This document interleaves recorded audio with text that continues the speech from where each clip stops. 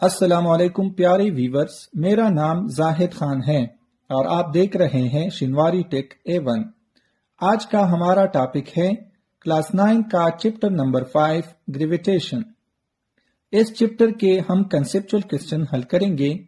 تو پہلا کوسچن کچھ اس طرح ہے: If there is an attractive force between all objects, why don't we feel ourselves gravitating toward nearby massive buildings؟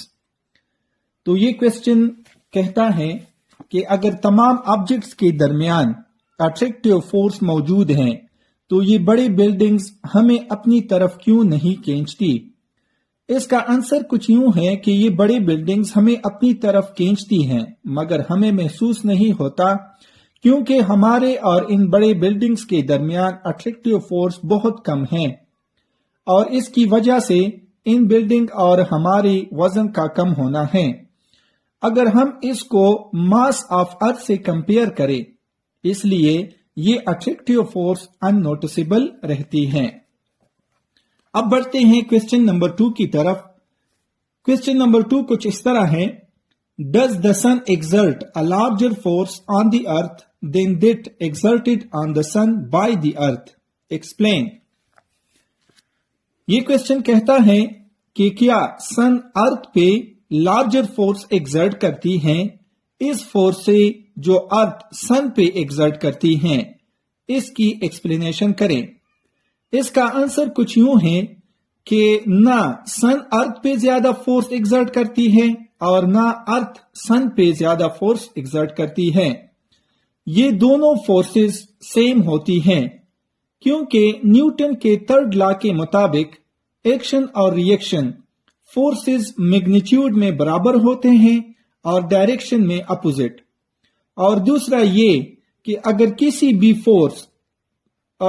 کی بھی فورس زیادہ ہو گئی تو دوسری چیز اس کی طرف موومنٹ کرے گی، جو کہ اس طرح ابھی تک کچھ نہیں ہوا ہے۔ اب تیسرا کوسچن کو دیکھتے ہیں۔ تیسرے کوسچن میں بتایا گیا ہے: What is the importance of gravitational constant G? Why it is difficult to calculate؟ اس کوسچن میں پوچھا گیا ہے کہ گریویٹیشنل کانسٹنٹ G کی کیا اہمیت ہے اور اس کو کیلکولیٹ کرنا کیوں مشکل ہے؟ تو اس کا آنسر یہ ہے کہ کانسٹنٹ ہمیشہ ایکویشن کی دونوں طرف ڈائمینشن میں ایکویلٹی لانے میں بہت اہم کردار ادا کرتی ہیں، اور کسی بھی کانسٹنٹ کی value in factors per depend کرتی ہیں جو دو باڈیز کے درمیان کے انٹریکشن کو ریلیٹ کرتی ہو۔ بالکل اس طرح گریویٹیشنل کانسٹنٹ G کا کیس بھی ہے۔ یہ کانسٹنٹ یونیورسل گریویٹیشنل لا کے ایکویشن کے دونوں طرف ایکویلٹی کو برقرار رکھنے میں مدد دیتی ہیں، اور اس کو کیلکولیٹ کرنا اس لیے مشکل ہے کیونکہ اس کو ہم تھیوریٹیکلی کیلکولیٹ نہیں کر سکتے، اور صرف ایکسپیریمنٹ کے ذریعے سے ہی ہم اس کی ویلیو کو کیلکولیٹ کر سکتے ہیں۔ اس چیپٹر کا کوسچن نمبر 4 کچھ اس طرح ہے: If Earth somehow expanded to a larger radius with no change in mass, how would your weight be affected? How would it be affected if Earth instead shrunk؟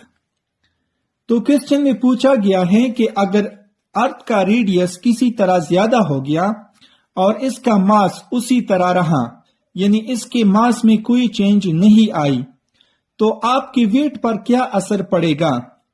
اور اس صورت میں آپ کی wait پر کیا اثر پڑے گا اگر اس کی ریڈیس کم ہو گئی؟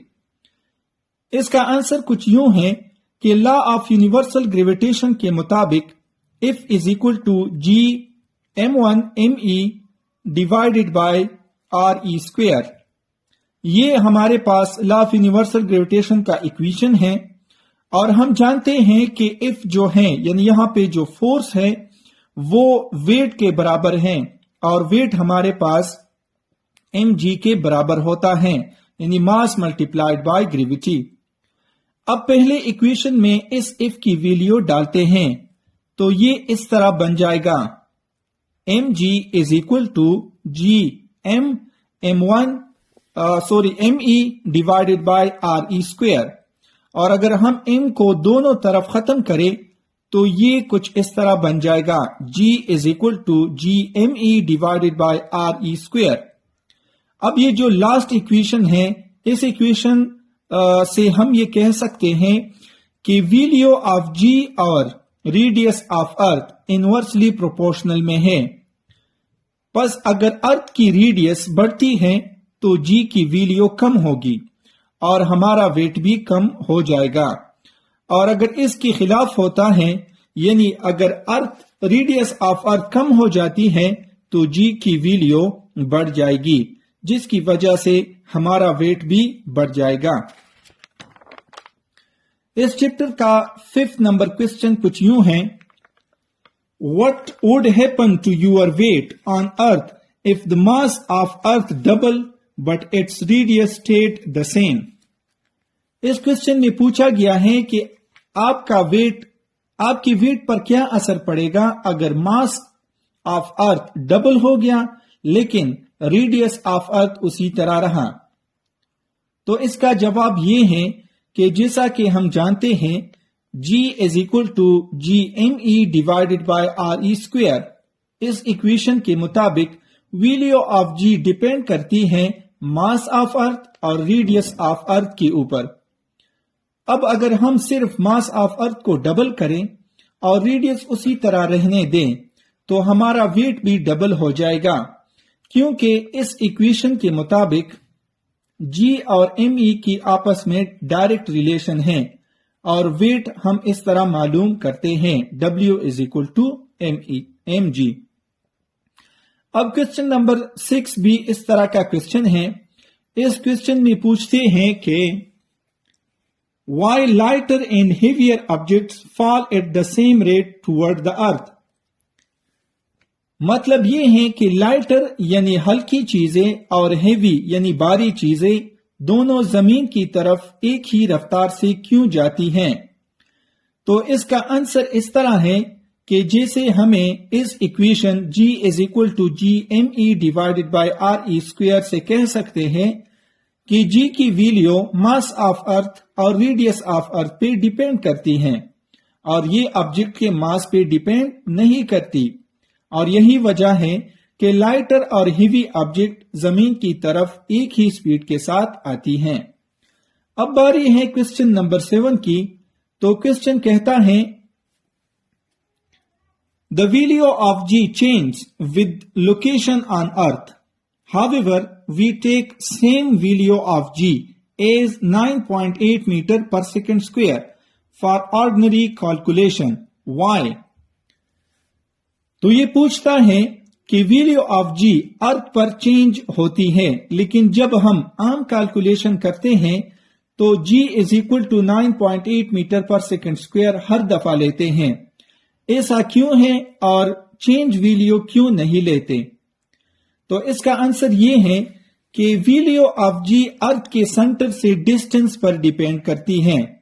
जितना किसी ऑब्जेक्ट का अर्थ के सेंटर से फासला ज्यादा होगा इतना इसकी वैल्यू कम होगी, और ऑब्जेक्ट जितना सेंटर ऑफ अर्थ के करीब होगा इतनी ही इसकी वैल्यू ज्यादा होगी। और इस वैल्यू में चेंज तभी आती है जब ऑब्जेक्ट अर्थ के सेंटर से बहुत ज्यादा दूर हो और जमीन की सतह पर यह चेंज बहुत कम होती है। इसलिए हम हर जगह G is equal to 9.8 metre पर सेकंड स्क्वायर ही इस्तेमाल करते हैं। क्वेश्चन नंबर 8 कुछ इस तरह है, moon is attracted by the earth, why it does not fall on earth. इसका मतलब ये है कि जमीन चांद को अपनी तरफ खींचती है, तो ये जमीन पर गिरती क्यों नहीं? इसका आंसर ये है, मून अर्थ का नेचुरल सैटेलाइट है और ये अर्थ के गिर्द एक स्पेसिफिक ऑर्बिट में रिवॉल्व करती हैं और अर्थ मून को ग्रेविटेशनल फोर्स से खींचती है, और ये gravitational force necessary centripetal force provide करती है जो मून को कंपेल करती है कि ये सर्कुलर पाथ में मूव करे। यही वजह है कि मून अर्थ पर नहीं गिरती। इस चैप्टर का लास्ट क्वेश्चन कुछ यूं है, Why for same height, larger and smaller satellites must have same orbital speed? इसका मतलब है कि स्मॉलर और लार्जर सैटेलाइट जो एक हाइट पर हो तो इसकी ऑर्बिटल स्पीड एक जैसी क्यों होती है? इसका आंसर ये है, हमारे पास ऑर्बिटल स्पीड के लिए ये इक्वेशन है, v is equal to gme divided by re plus h under the root. इस इक्वेशन के मुताबिक orbital speed gravitational constant g, mass of earth, radius of earth and height from the surface of the earth पे depend करती हैं और mass of satellite पर depend नहीं करती। इसलिए सेम हाइट पे स्मॉलर और लार्जर सैटेलाइट की ऑर्बिटल स्पीड एक जैसी होती हैं। आपको इन सारे क्वेश्चन का टेक्स्ट नीचे डिस्क्रिप्शन में मिल जाएगा। डिस्क्रिप्शन में जाने से पहले इस वीडियो को लाइक करें और चैनल को जरूर सब्सक्राइब करें। मैं मिलता हूं आपको अगली वीडियो में, तब तक के लिए खुदा हाफिज।